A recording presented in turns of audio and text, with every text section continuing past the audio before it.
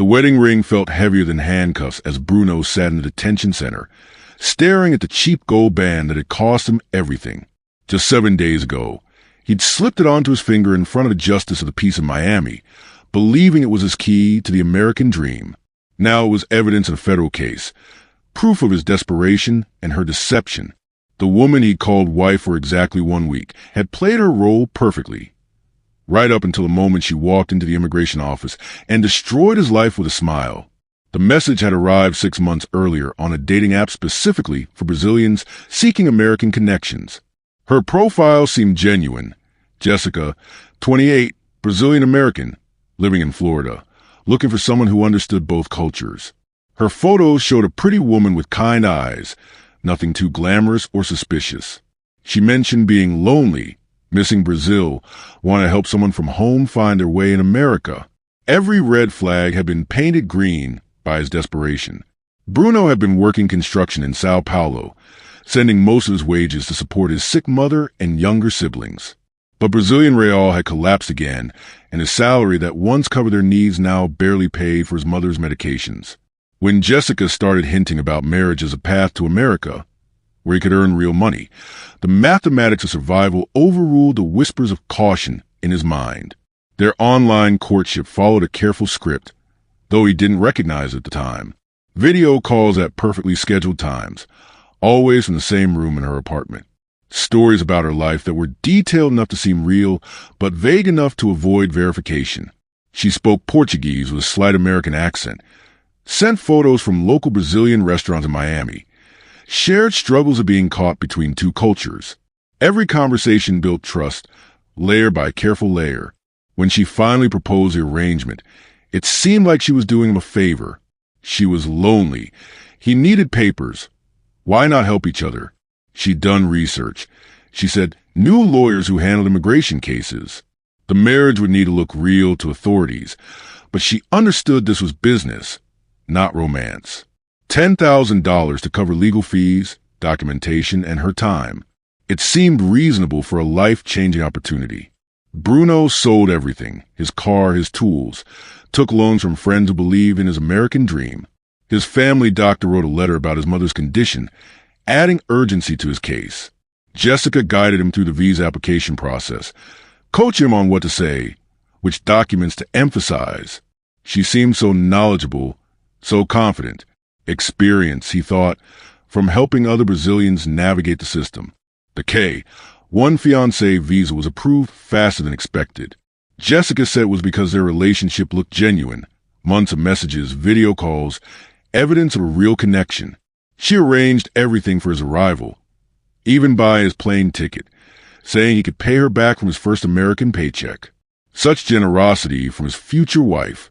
Such careful investment from a practiced predator. The flight to Miami was Bruno's first time leaving Brazil. Every mile in the air was a mile closer to salvation, to wages that could save his mother, educate his siblings, build a future. He practiced his English, reviewed the story of their relationship, memorized details about Jessica's supposed life. The ring she'd sent, simple, classic, American, turned on his finger as he repeated his lines. She met him at the airport with flowers and tears that seemed absolutely genuine. The embrace was warm, the kiss believable to anyone watching. In the car, she coached him through the final steps. The justice of the peace appointment was tomorrow. They'd need to act naturally. Remember the story they created. Her apartment in Hialeah was exactly as it had appeared in video calls. Every detail consistent with the fiction she'd built. That night, she maintained appropriate boundaries. They were business partners, not lovers. She showed him the guest room where he'd stay, explained the neighborhood, introduced him to carefully selected neighbors who'd vouch for their relationship if asked. Everything was professional, yet tinged with enough warmth to seem real. She was an artist, and Bruno was both her medium and her audience. The wedding itself was mundane. A government building, a board official, 2 witnesses Jessica had arranged. She wore a simple white dress. He wore his only suit. They exchanged vows they didn't mean, signed papers that bound them legally if not emotionally. The kiss was brief, appropriate, witnessed. Just another immigrant marriage in Miami. Nothing unusual enough to draw scrutiny. The first 3 days were almost pleasant. Jessica showed him around Miami, introduced him to Brazilian communities, helped him apply for work authorization. She was attentive without being overbearing, affectionate in public, businesslike in private. She even helped him send money to his mother, using her American bank account when the Brazilian transfer was blocked. Such helpful dedication to maintaining her cover. On the 4th day, she mentioned needing some additional documentation for the immigration lawyer. Bruno's passport, his Brazilian ID, his birth certificate, all the originals. The lawyer needed them to file adjustment of status papers. She explained. It made sense. He handed them over without hesitation, watching her put them in her purse, not knowing he'd just given away his ability to prove who he was. The 5th day, she had urgent family business, she said. Her American family in Orlando needed her for a few days. She left him keys to the apartment, cash for food, instructions to answer the door for no one. If anyone asked, they were newlyweds enjoying quiet time together. She'd be back soon to continue the immigration process. Her goodbye kiss was convincing enough that he almost believed it himself. On the 6th day, alone in the apartment, Bruno began to feel uneasy. Something about the space felt temporary, staged. The refrigerator had food, but no history, no expired condiments, no forgotten leftovers. The closets had clothes, but no depth. Everything looked new, purchased together. Even the photos on the walls seemed arranged for effect rather than accumulated through life. The 7th day, he tried calling Jessica. Her phone went straight to voicemail. The landline she'd said was for emergencies was disconnected. The neighbors who'd been so friendly now seemed confused when he asked about her. One finally took pity and told him the truth. The woman in that apartment changed every few months, always with a different foreign husband, always with the same story. The knock on the door that afternoon was soft, almost apologetic. Immigration and customs enforcement agents didn't need to break it down. Bruno opened it knowing his American dream was over. They had a report, they explained, from his wife. She'd come to their office that morning, tearful and afraid, claiming she'd been deceived into a fraudulent marriage, that he'd threatened her, that she feared for her safety. The evidence Jessica had provided was damning and creative. Edited text messages that made him seem aggressive. Photos taken when he wasn't aware that could be interpreted as surveillance. A written statement detailing threats he'd never made, demands for money he'd never voiced. She'd even included the wedding ring receipt, claiming he'd forced her to buy it as proof of his control. Every moment of their interaction had been documented and twisted. In custody, Bruno learned he wasn't Jessica's first victim or her 5th or even her 10th. The IC agents seemed almost sympathetic as they explained her pattern. She targeted desperate men from specific countries, built online relationships, brought them over on legitimate visas.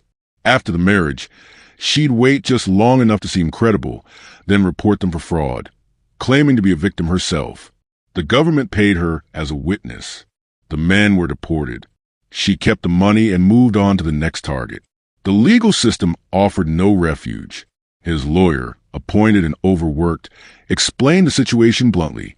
Yes, it was a scam. Yes, she'd done this before.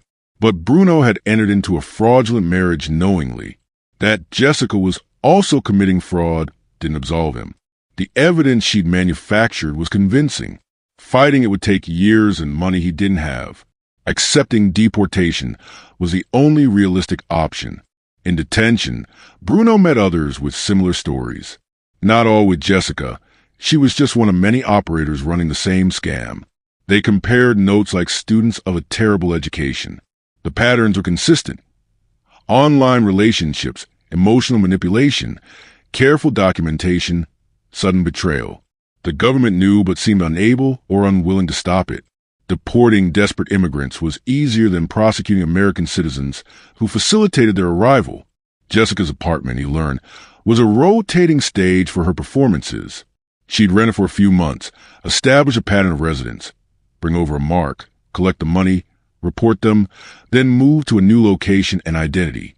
The neighbors were probably paid to play along, or were simply used to the routine. The Brazilian restaurants, the cultural touchstones, the perfectly crafted persona, all props in a recurring play. The money was gone, of course.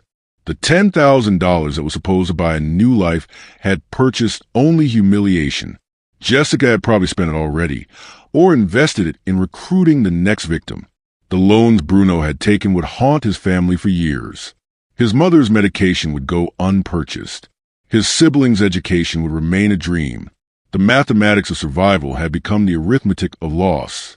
During his detention, Bruno tried to warn others. He posted in the same online communities where he'd met Jessica, but his warnings were deleted as spam or dismissed as bitter ravings. New profiles appeared with Jessica's photos under different names, seeking lonely Brazilian men with American dreams. The cycle continued with mechanical efficiency, fed by desperation, and enabled by systems that punish the desperate more than their predators. The deportation flight carried 30 men back to Sao Paulo. Some had overstayed visas. Others had been caught working illegally. Bruno's story of marriage fraud was common enough to be unremarkable. The wedding ring was confiscated as evidence, though evidence of what remained unclear. His marriage to Jessica was annulled in his absence. Legally, it had never happened, though its consequences would last forever. Back in Brazil, Bruno found work harder to find. Employers Googled names now, and has appeared in American news stories about immigration fraud. The construction jobs went to men without international criminal records. He settled for day labor, earning a fraction of what he'd made before, all to go and pay debts incurred for his American misadventure. The math that had driven him to Jessica now enslaved him to consequences. His mother never fully understood what had happened. He told her the marriage hadn't worked out, that America was harder than expected. She accepted the lie because the truth, that her medical needs had driven her son into the arms of a professional predator, would have been unbearable. His siblings learned not to ask about his time abroad, recognizing the pain that shadowed any mention of those 7 days. The online dating profile that had started everything remained active, though Bruno couldn't access it. Jessica had probably changed the photos, kept the carefully crafted history, used it to fish for new victims. Somewhere, a desperate man was reading messages that seemed to offer hope, building trust with someone whose kindness was choreographed, whose love was a business model. Bruno learned that Jessica, or whatever her real name was, had been running a scam for at least 5 years. Dozens of men from Brazil, Colombia, Venezuela, all processed through her marriage mill. The government occasionally investigated, but she was too careful, too practiced. She kept just enough documentation to seem legitimate, never took enough money to trigger serious scrutiny, always positioned herself as a victim when reporting the men she'd imported. The psychological damage was worse than the financial ruin. Bruno found himself unable to trust online interactions, suspicious of kindness, wary of anyone who seemed too helpful. The week of marriage had taught him that intimacy could be weaponized, that legal ceremonies could be traps, that the person who promised to help you reach America might be the one ensuring you'd never stay. He thought often about the moment of betrayal, trying to pinpoint when Jessica had decided to report him. Had it always been the plan, determined before they'd even met? Or had she waited to see how much she could extract before pulling the trigger? The wedding photos, destroyed now, but burned in memory, showed 2 people smiling. One smile had been desperate hope. The other had been professional satisfaction. Other victims reached out sometimes, finding him through immigrant forums and support groups. They compared details, looking for patterns that might help future targets. Jessica used different names but the same methods. The apartment changed, but the staid perfection remained consistent. She probably had templates of false evidence, practice stories for immigration officials, a whole business infrastructure built on importing and deporting dreams. The American dream had become a recurring nightmare. Bruno woke, sometimes thinking he was still in detention, still in that week between wedding and betrayal, when everything had seemed possible. The guest room in Jessica's apartment haunted him. He'd slept there feeling safe, not knowing he was inventory waiting to be processed, a product in her careful supply chain of deportable men. Years passed, but the debt remained. Every payment was a reminder of his foolishness, his desperation, his willingness to believe that someone wanted to help. His mother's condition worsened without proper medication. His siblings found work instead of education. The family that had invested in his American dream now survived the compound interest of his failure. He saw Jessica once more in a news story about immigration fraud that used stock footage of marriages at courthouses. For a split second, there she was in the background, or someone who looked like her, leading another man in a suit toward the building where dreams were certified and destroyed. Bruno wondered if the man knew what awaited him, if he'd also sold everything for the chance to say, "I do," to someone who'd already planned his deportation. The fake marriage had lasted exactly 7 days, but its consequences would last a lifetime. Bruno had paid $10,000 to learn that borders weren't just geographical but human, that the most dangerous crossings were into the hearts of those who saw desperation as opportunity. He wanted to reach America and had, technically, succeeded, but America had reached back through Jessica, extracting value from his hope before discarding him like the dozens before and after. Sometimes young men from his neighborhood asked about working in America, drawn by the same mathematics that had seduced him. Bruno told them about construction wages, about sending money home, about the possibilities. But he also told them about women with kind eyes and perfect stories, about marriages that were business transactions, about wedding rings that became evidence. Most didn't listen. Desperation deafened as efficiently as it blinded. The detention center had been his real education in American systems. Not the dream of opportunity, but the reality of exploitation. Not the promise of partnership, but the practice of predation. Jessica had been his teacher, though the lessons weren't what he'd paid to learn.